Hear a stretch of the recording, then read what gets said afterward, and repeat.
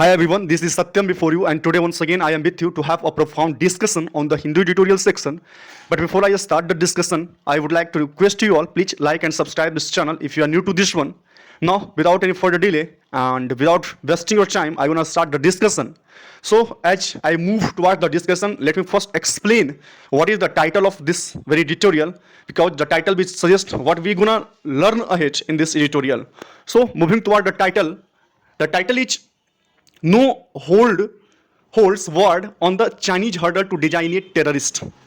No hold word means without any limit. There is no any limitation, means free of restrictions. On the Chinese hurdles, China is acting like a hurdle. China has now become an obstacle for India.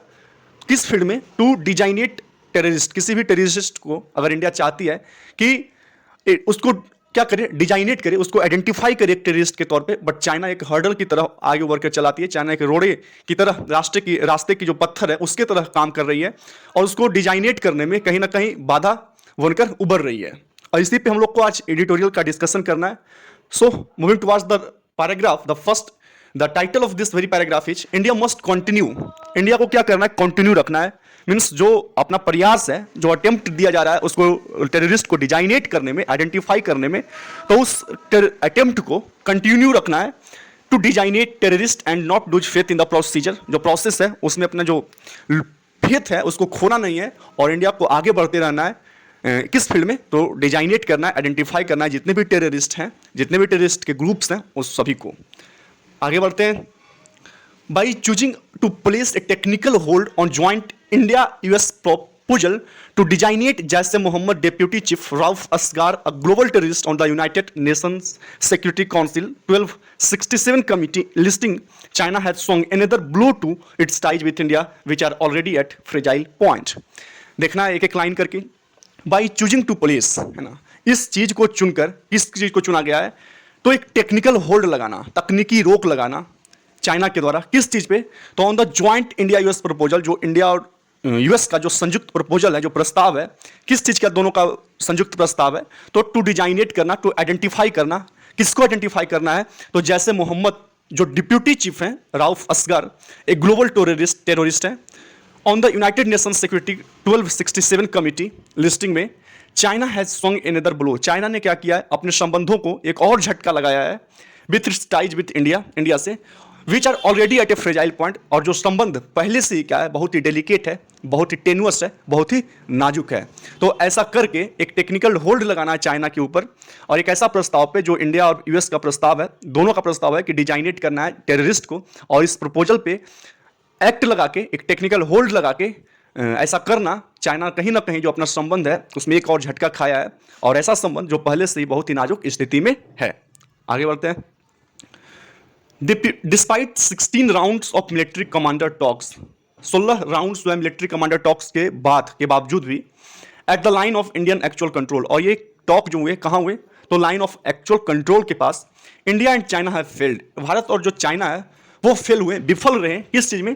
To resolve the stand off. जो गतिरोध है, जो stalemate आया है. Stalemate किस में आया? Dialogue में. फर्दर प्रोग्रेस नहीं हो रहा है. तो उस फर्दर प्रोग्रेस में जो स्टेलमेट आया है, जो स्टैंड ऑफ आया है, तो उसको रिजॉल्व करने में, उसका हल निकालने में विफल रहे हैं. With the PLA amassing troops. और ये जो गतिरोध आया है कैसे आया है? जो स्टैंड ऑफ हुआ वो कैसे आया? तो पीएलए मीन्स जो पीपल्स लिबरेशन आर्मी है चाइना का, उनका एमाश होना, उनका गैदर होना, and transgression along the LAC in April 2020. और जो अप्रैल 2020 में ट्रांसग्रेशन किया गया, उल्लंघन किया गया एलएसी को, उसके एक्ट को, इसको लेकर. आगे बढ़ते हैं. The two sides sparred in the maritime sphere this week. और इस सप्ताह क्या हुआ है?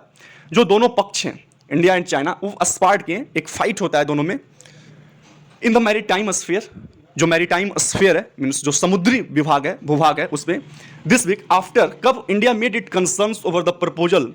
इंडिया जो है अपना जो कंसर्न है, कंसर्न किस चीज पे? तो इस प्रस्ताव पे, over this proposal, docking of a Chinese satellite, एक चाइनीज सैटेलाइट को जो ट्रैक करता है शिप्स को, at Sri Lankan Hambantota port. Hambantota port पे चाइना का एक जो सैटेलाइट है जो ट्रैक करता है शिप को, उसका लगा हुआ होना.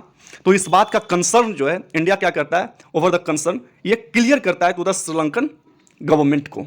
उसको दिखाता है, उसको स्पष्ट करता है, अपना कंसर्न को स्पष्ट करता है श्रीलंकन गवर्नमेंट के पास जाके। एंड वाइल जो बायलैटरल ट्रेड है, जो द्विपक्षीय व्यापार है, हैज रिकवर्ड, वो क्या किया है, रिकवर किया है फ्रॉम द कोविड-19 डाउनटर्न, जो कोविड-19 का जो डिक्लाइन हुआ था जो व्यापार में, तो उसको ओवरकम करने किया है। चाइनीज टेक्नोलॉजी मेजर्स, चाइना का जो टेक्नोलॉजी मेजर्स है, यानी कि चाइना की जो प्रमुख कंपनियां हैं भारत में, जैसे वीवो, आर बीइंग रेडेड, उनका क्या किया जा रहा है, रेड किया जा रहा है, उस पर रेड डाला जा रहा है। किनके द्वारा, तो बाय द इन्फोर्समेंट डायरेक्टर, जो ईडी है उनके द्वारा, एंड इनकम टैक्स अथॉरिटीज, और जो आयकर विभाग के जो अथॉरिटीज है, जो अधिकारी है, उनके द्वारा, अंडर सस्पिशन ऑफ, इस संदेह के तहत, of A range of financial crimes, जो फाइनेंशियल क्राइम्स किया जा रहा है, और जो चाइनीज जितने भी मेजर अथॉरिटीज हैं उस पर रेड डाला जा रहा है। आगे बढ़ते हैं। At a time when bilateral trust is already in such deficit, एक ऐसे समय में जो बायलैटरल ट्रस्ट जो है इंडिया और चाइना के बीच में, वो पहले से ही बहुत क्या लो है, डेफिसिट में है।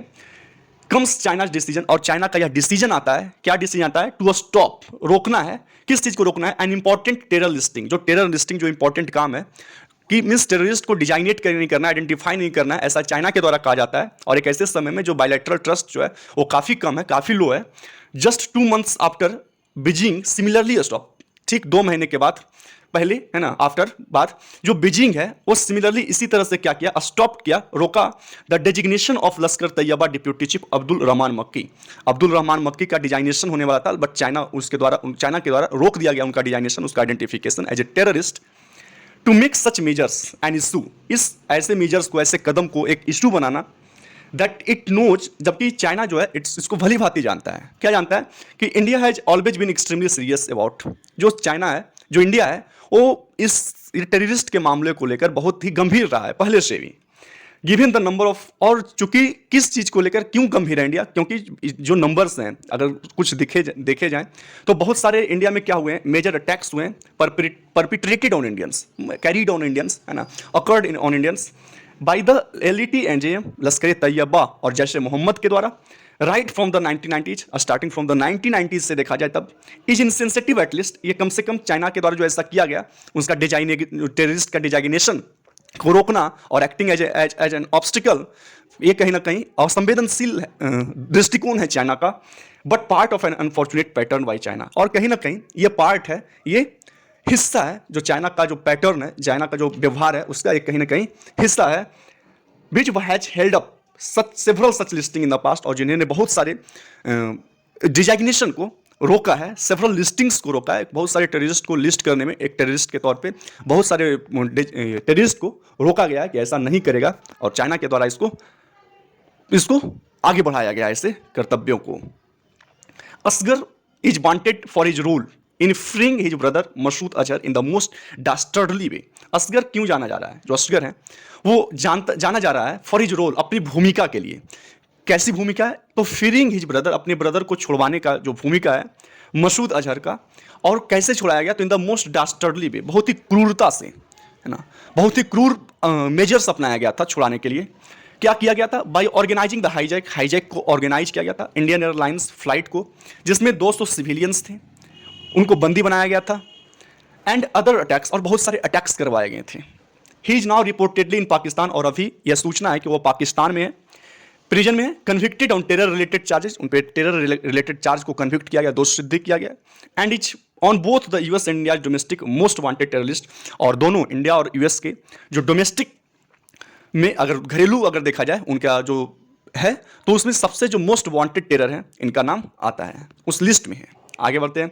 It is important however for India, हालांकि भारत के लिए ये इंपॉर्टेंट है, इंडिया टू प्रिजर्व करना, कंटिन्यू रखना, विथ अटेम्प्ट्स टू डिजाइनेट बोथ मक्की एंड असगर, जो रहमान मक्की हैं और जो असगर हैं, दोनों को डिजाइनेट करने का जो अटेम्प्ट है उसको कंटिन्यू रखे, as well as other terrorist responsible for attacks on India without losing faith in the process. और ऐसे बहुत अन्य जो भी टेररिस्ट हैं जो भारत पे अटैक करें या अटेम्प्ट करें, तो उनको डिजाइनेट करने का जो प्रयास है वो बिना जो विश्वास है उसको लूज किए हुए उस प्रोसेस को, उस प्रोसीजर को कंटिन्यू करें, प्रिजर्व करें। वन ऑप्शन, अब इंडिया के पास क्या क्या ऑप्शन हैं, तो सब first option is to keep the international pressure up, जो इंटरनेशनल जो अंतर्राष्ट्रीय जो प्रेशर है, जो दबाव है, उसको अप रखें, बरकरार रखें, है ना। एंड गार्नर मीन्स गैदर करें मोर को स्पॉन्सर, मीन्स बहुत सारे ऐसे कंट्री को अपने साथ लाएं जो सपोर्ट करे आपको इन लिस्टिंग में, for listing which were reportedly approved by 14 of 15 UNSC member, जो रिपोर्टेडली अगर देखा जाए तो 15 यूएनएससी मेंबर्स में से 14 के द्वारा अप्रूव किया गया उसको।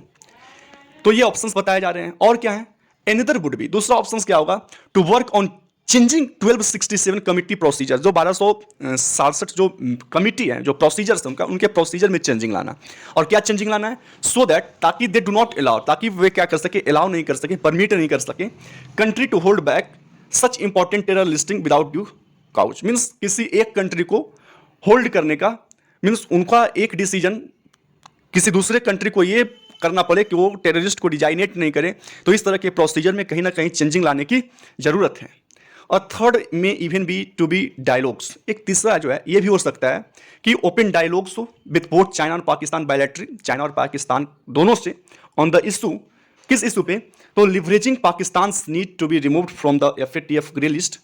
जो चाइना है, जो पाकिस्तान है, वो भी FATF ग्रे लिस्ट में, यानी कि फाइनेंशियल एक्शन टास्क फोर्स जो है, तो ग्रे लिस्ट में है पाकिस्तान। ग्रे लिस्ट मीन्स वहाँ का जो टेररिस्ट को लेकर जो मॉनिटरिंग है वो बढ़ा हुआ होता है। जो ग्रे लिस्ट में जो भी कंट्री होते हैं, तो उनका लिवरेजिंग करवाना, इस कि उनको क्या है ना कि जो FATF से उनको बाहर निकलना है और इस चीज़ का फायदा उठाना, लिवरेज उठाना है ना, एडवांटेज उठाना।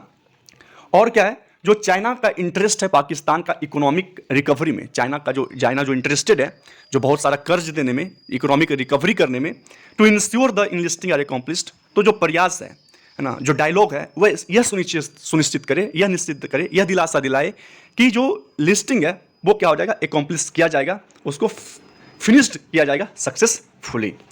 आगे क्या है, अंततः if the goal behind the UNSC listing, अंततः क्या है, इन द एंड अगर देखा जाए तो जो गोल है, जो लक्ष्य है हमारा behind the UNSC listing, UNSC का जो लिस्टिंग करना है, यूनाइटेड नेशंस सिक्योरिटी काउंसिल्स के द्वारा जो लिस्टिंग किया जाता है, तो उसके पीछे का जो गोल है इज टू इंश्योर दैट, यह सुनिश्चित करना कि जो परपिट्रेटर्स हैं, जो पर्सन कमिट करते हैं इस तरह के टेररिस्ट एक्ट को, of terrorist act, are held accountable, उनको दोषी ठहराया जाए, उनको अकाउंटेबल ठहराया जाए। द एम्फेसिस मस्ट बी, तो जो जोर है, जो एम्फेसिस है, वो must be on working through all avenues, तो जितने भी रास्ते हैं उस सभी रास्ते पे चलना होगा, उस सभी रास्ते पे जोर देना होगा, तभी इस तरह के जो कार्य हैं उस संपन्न होगा, उसको हम लोग सक्सेसफुली फिनिश कर पाएंगे।